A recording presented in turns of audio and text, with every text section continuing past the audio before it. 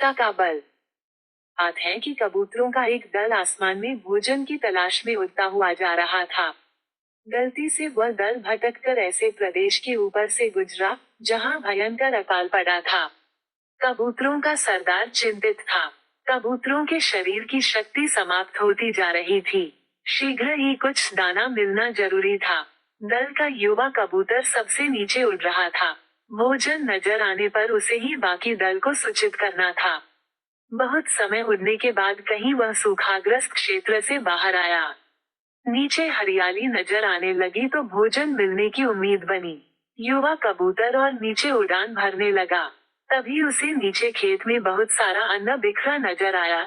चाचा, नीचे एक खेत में बहुत सारा दाना बिखरा पड़ा है। हम सबका पेट भर जाएगा। सरदार ने सूचना पाते ही कबूतरों को नीचे उतरकर खेत में बिखरा दाना चुनने का आदेश दिया।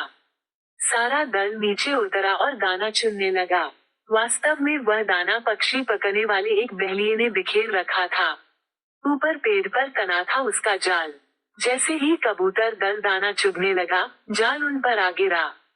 सारे कबूतर फंस गए। कबूतरों के सरदार ने माथा पीटा, ओह, यह तो हमें फंसाने के लिए फैलाया गया जाल था। भूख ने मेरी अक्ल पर पर्दा डाल दिया था। मुझे सोचना चाहिए था कि इतना अन्न बिखरा होने का कोई मतलब है। अब पछताए होत क्या, जब चिड़िया चुग गई खेत। एक कबूतर रोने लगा, हम सब मारे जाएंगे। बाकी कबूतर तो हिम्मत हार बैठे थे, पर सरदार गहरी सोच में डूबा था। एकाएक उसने कहा, सुनो, जाल मजबूत है, यह ठीक है, पर इसमें इतनी भी शक्ति नहीं कि एकता की शक्ति को हरा सके। हम अपनी सारी शक्ति को जोड़े तो मौत के मुंह में जाने से बच सकते हैं। युवा कबूतर फटकाया, चाचा, साफ साफ बताओ तुम क्या कहना चाहते हो। जाल ने हमें तोड़ रखा है, शक्ति कैसे जोड़े। सरदार बोला, तुम सब चोंच से जाल को पकड़ो, फिर जब मैं फोड़ कहूँ तो एक साथ जोर लगाकर उड़ना। सबने ऐसा ही किया। तभी जाल बिछाने वाला बहेलिया आता नजर आया। जाल में कबूतर को फंसा देख उसकी आंखें चमकी। हाथ में पका डंडा उसने मजबूती से पका वह जाल की ओर दौड़ा। बहेलिया जाल से कुछ ही दूर था कि कबूतरों का सरदार बोला, फुर्र। सारे कबूतर एक साथ जोर लगाकर उड़े तो पूरा जाल हवा में ऊपर उठा और सारे कबूतर जाल को लेकर ही उड़ने लगे।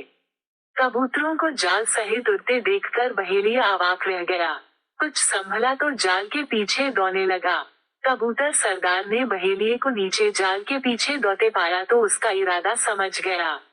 सरदार भी जानता था कि अधिक देर तक कबूतर दल के लिए जाल सहित उड़ते रहना संभव न होगा, पर सरदार के पास इसका उपाय था। निकट ही एक पहाड़ी पर बिल बनाकर उसका एक चूहा मित्र रहता था। सरदार ने कबूतरों को तेजी से उस पहाड़ी की ओर उड़ने का आदेश दिया।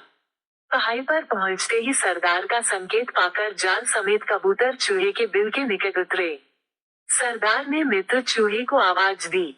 सरदार ने संक्षेप में चूहे को सारी घटना बताई और जाल काटकर उन्हें आजाद करने के लिए कहा। कुछ ही देर में चूहे ने वह जाल काट दिया।